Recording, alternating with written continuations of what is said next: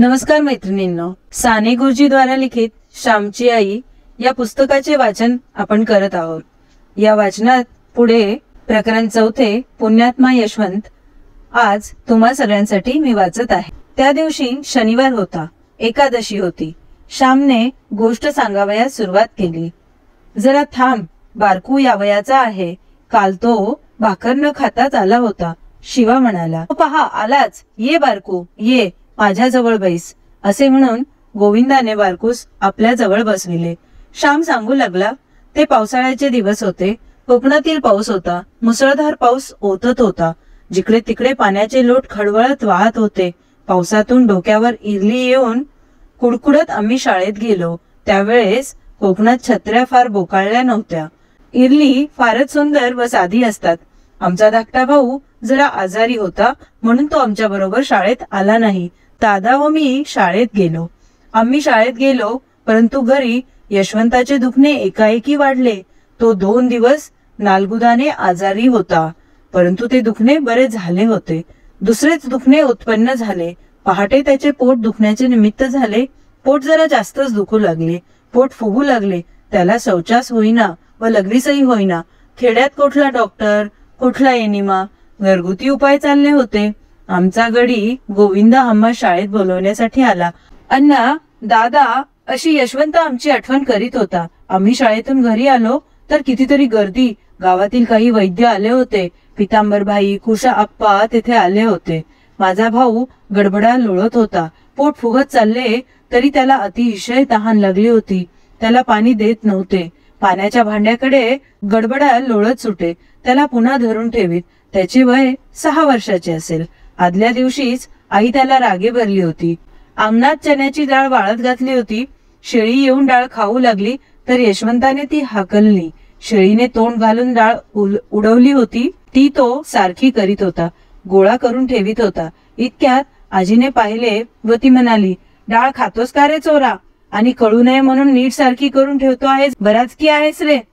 नाही गा आजी, मी नव्हतो खात, उगीच आपला माझ्यावर आळ, रडकुंडीला येऊन यशवंता म्हणाला। घरात आई सांधे दुखण्याने त्यावेळेस आजारी होती। तिला चालता येत नसे। ती फार अशक्त झाली होती, खोलीत पडलेली असे। यशवंत आता आईजवळ गेला व आईही त्याला रागे भरली। डाळ खात होतास का रे? कितीदा सांगितलेस वस्तूस हात लावू नये म्हणून? आई, मी देवाशपथ नाही हो खाल्ली डाळ, का सारीजण मला बोलता? असे म्हणत यशवंता बाहेर गेला आणि काळांब्याखाली रडत बसला। आदल्या दिवशीचा तो प्रकार, परंतु आता तर यशवंता मरणाच्या दारी पडला होता। सत्याची परीक्षा मरणाच्या दरबारात होत असते। यशवंता निकाल मागण्यासाठी का देवाकडे निघाला? इतके का त्याच्या मनास ते लागले?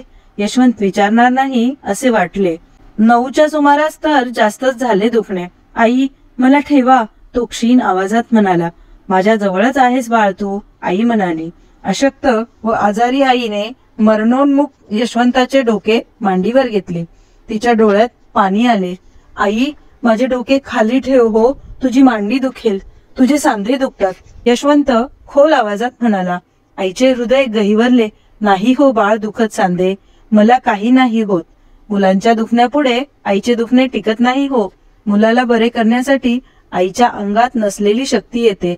माझी मांडी नाही हो दुखत, तुलाच ही माझ्या मांडीची हाडे खुपत असतील, आई म्हणाली। आईकडे शेवटच्या प्रेमळ दृष्टीने बघत तिचा हात हातात घेऊन यशवंत म्हणाला, आई, तू आपली माझ्याजवळ बस म्हणजे पुरे। तू जवळ आलीस म्हणजेच हा आले।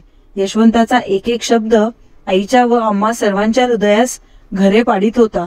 आईला आदल्या दिवशीची आठवण झाली। भरून आले तिचे डोळे, भरून आला तिचा ओठ। तिने एकदम त्या मरणोन्मुख बाळाचे चुंबन घेतले। त्या म्लान होणाऱ्या मुखकमलावर अश्रू सिंचन केले। ते पहा, प्रेमळ डोळे यशवंताने उघडले व आईकडे परम भक्तीने व प्रेमाने त्याने पाहिले।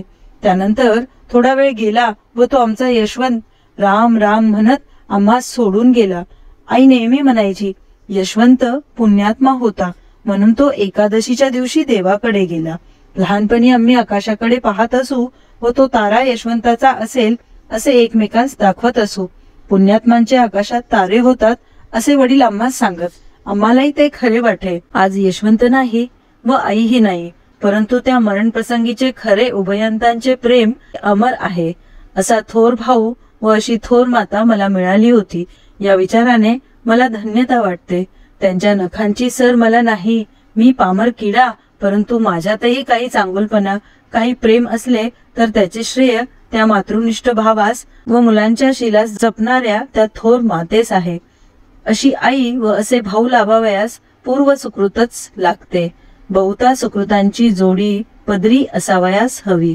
सत्संगती लाभावयास जशी पुण्याई लागते त्याप्रमाणे थोर माता पित्रे, थोर भावंडे मिळावयासही पुण्याई लागते. परंतु माझी असेल असे मला वाटत नाही. ईश्वराच्या कृपेची ती देणगी होती. उद्याच्या व्हिडिओमध्ये आपण मथुरी नावाचं प्रकरण वाचूया. मथुरी म्हणजे कांडपिनी. आणि जर तुम्हाला अविलंब हे व्हिडिओ पाहायचे असतील तर माझ्या ह्या चॅनेलला लाईक आणि सबस्क्राईब जरूर करा, म्हणजे व्हिडिओ अपलोड केल्याबरोबर तुम्हाला नोटिफिकेशन येईल व तुम्ही हा व्हिडिओ ऐकू शकताल. जय श्री कृष्ण.